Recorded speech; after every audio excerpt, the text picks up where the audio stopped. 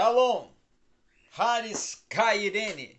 Estamos iniciando mais uma aula, mais um momento juntos, aqui no seu canal, A Rota da Teologia.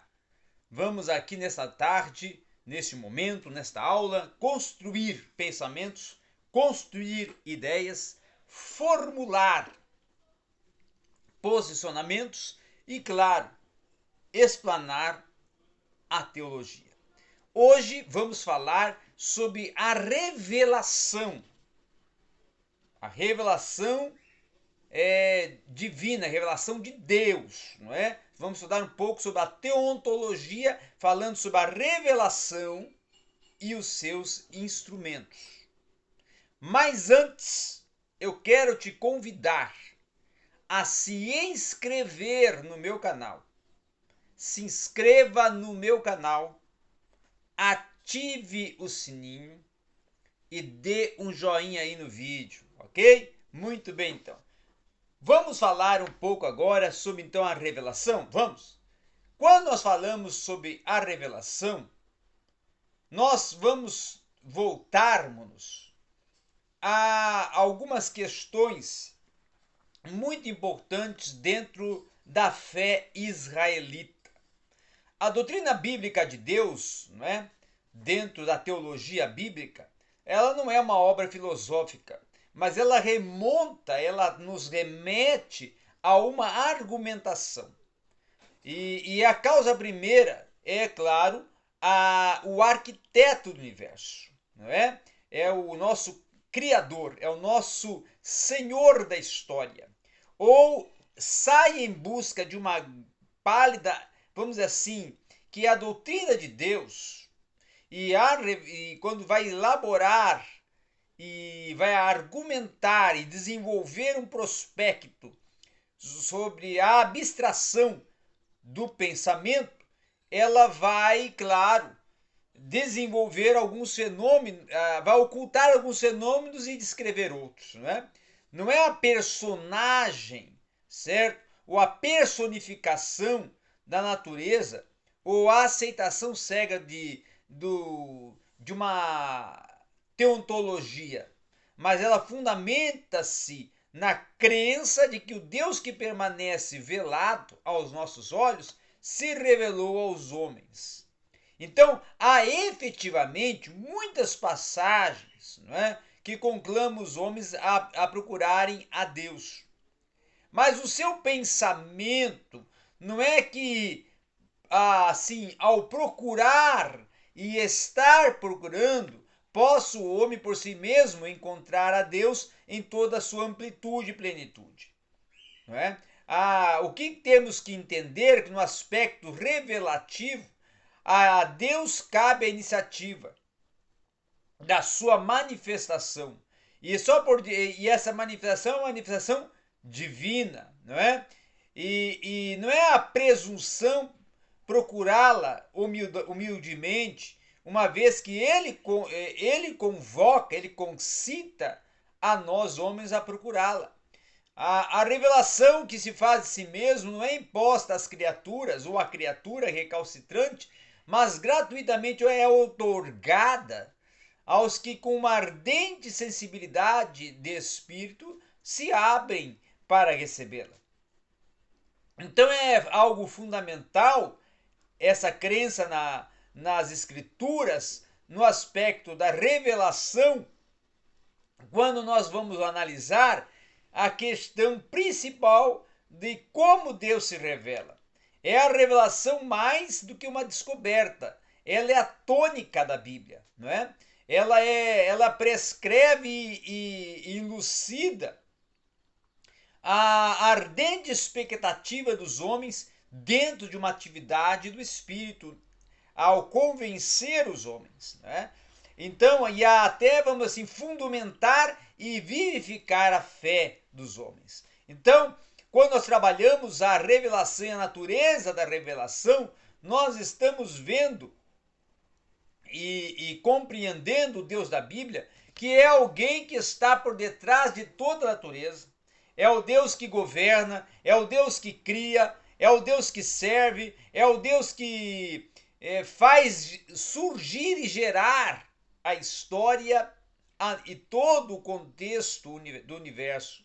Então, quando nós trabalhamos, por exemplo, e vamos exaurir um texto até do Deutero Isaías, não é? Ele está ali perguntando: quem é? Ou seja, quem jamais mediu as águas do mar com o côncavo da mão e mensurou os céus com o palmo? Ele aí está descrevendo a extraordinariedade da intensidade e dimensão de Deus. Então ele vai dizer, ó, quem ajuntou com o alqueire o pó da terra e pesou os montes com a báscula e os outeiros com a balança. E depois ele vai continuar e ainda vai ampliar, dizendo assim, levantai para o alto os olhos e olhai quem criou aqueles seres, aquele que faz seguir e sair segundo o seu número e a ordem, como está lá em Isaías 40, 12 a 26. Não é? E o profeta Oséias vai declarar que ele é quem deu o grão, o vinho, o óleo, ou seja, aquele que supriu e providenciou todos os condimentos, alimentos e provisões que o homem tem para alimentar-se e manter-se oriundas da natureza. Então, tudo isso, nada que seja peculiar à fé israelita, né? É um elemento da sua fé. Mas a fé israelita, nós vamos proclamar e compreender que é uma nação, Israel, que compartilha, como muitas outras, de uma forma até análoga, de alguns alhures, como aliás também no Antigo Testamento, a ideia de que Deus, ele se serve do seu domínio sobre a natureza para exprimir até alguns aspectos de sua justiça. No tempo de Davi, por exemplo, quando a seca assolava a região, acreditava-se que devia ser causada por algum pecado que se fez remontar o certo feito de Saul praticado muitos anos antes. Não é? Então tinha uma consequência a uma prática pecaminosa de Saul. Expiada aquela ação com a execução de 7 descendentes de Saul em Gibeé, ou Giboa, né? Acreditou-se que se estabelecera o favor de Deus e Deus aplacou-se com o país. O livro de Deuteronômio, por exemplo, vai predizer um desastre quando Deus é desobedecido. O teu céu por cima de tua cabeça será de bronze, e a terra sob teus pés será de ferro, e em lugar de chuva a tua terra o Senhor dará pó e areia, que descerão do céu sobre ti até que te destruam. Então ele vai transcrever e vai elucidar sobre, por exemplo, o Amós, não é? De que ele vai falar e vai utilizar em Amós, por exemplo, algumas das passagens mais elucidativas sobre essa questão, quando Amós pronuncia: eu vos feri com a estiagem, com a alforra ressecaram. As vossas hortas e as vossas vinhas, vossas figueiras, vossas oliveiras, e roeu-as o gafanhoto. E, no entanto, vós não voltastes a mim, diz o Senhor. Então, Joel também vai descrever de uma forma semelhante a calamidade que se abateu sobre a nação, como a praga dos gafanhotos, é um exemplo, né? Então, frequentemente vai se ver, em alguns aspectos do transcurso histórico da nação israelita, a mão de Deus nos fenômenos naturais, que ajudavam nos momentos críticos, né? Que restaurava a terra nos momentos críticos. Então, para eles não se tratava de casuais coincidências, não, mas sim de uma solicitude de favor e um restaurar da terra como uma intervenção viva e real da ação de Deus. Então, na batalha, por exemplo, contra Sisera, o súbito aguaceiro que reduziu a planície a um charco e fez dos carros dos cananeus de um fator de superioridade, não é? Que era um transtorno, inclusive, para eles próprios, era a prova da presença de Deus, tá? Com o seu povo na batalha.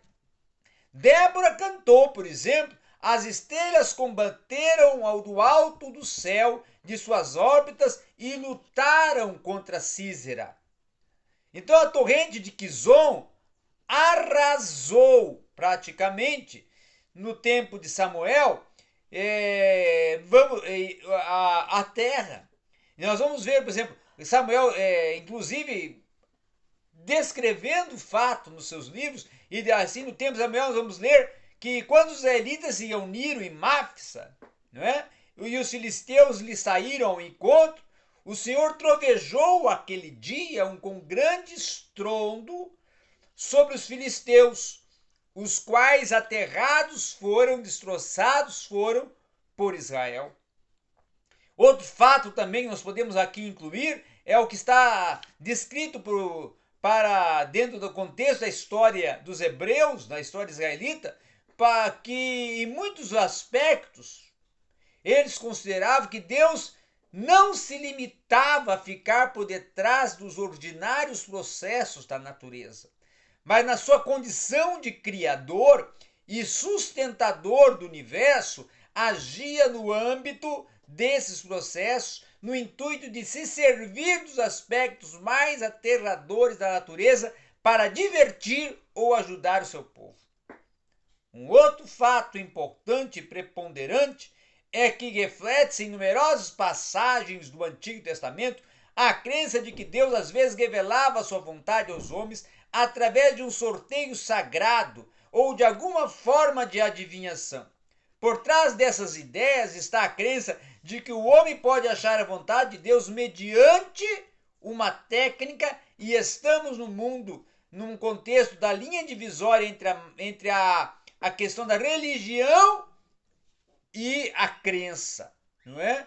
E aí, quando nós vamos ver essa questão da avaliação e o análise teontológico do povo de Israel sobre Deus, e de Deus sendo descrito no contexto da teologia do Antigo Testamento, e em uma análise aos fatos narrados no corpus escritos veterotestamentário, nós vamos ver a explicitação dessa revelação em toda uma amplitude de aspectos e fatos propostos por Deus, em que Deus trabalha essa realização da sua manifestação através de vários fatores e aspectos para trazer ao povo o entendimento da sua pessoa e da sua presença e da sua intervenção.